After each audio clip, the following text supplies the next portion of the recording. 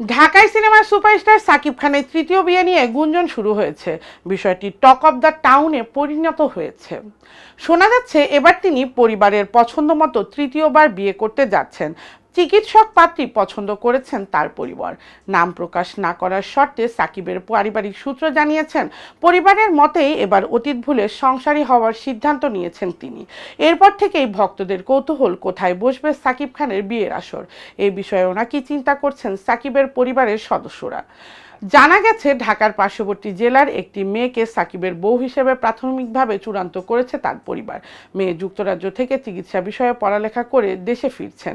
সাকিবের ডাক্তার মেয়ে পছন্দ, তবে সাকিবের ওই ঘনিষ্ঠ সূত্র জানিয়েছেন পার্শ্ববর্তী জেলাটি হলো মুন্সিগঞ্জ। এখন অবধি 2 থেকে 3 জন পাত্রী দেখেছে সাকিবের পরিবার।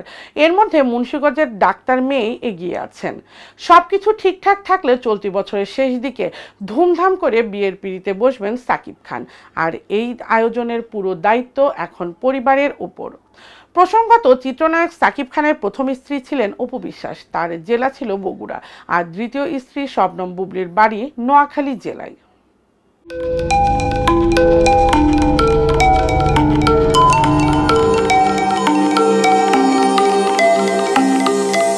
টেক টিভি, দেশ ও দশের কথা বলে।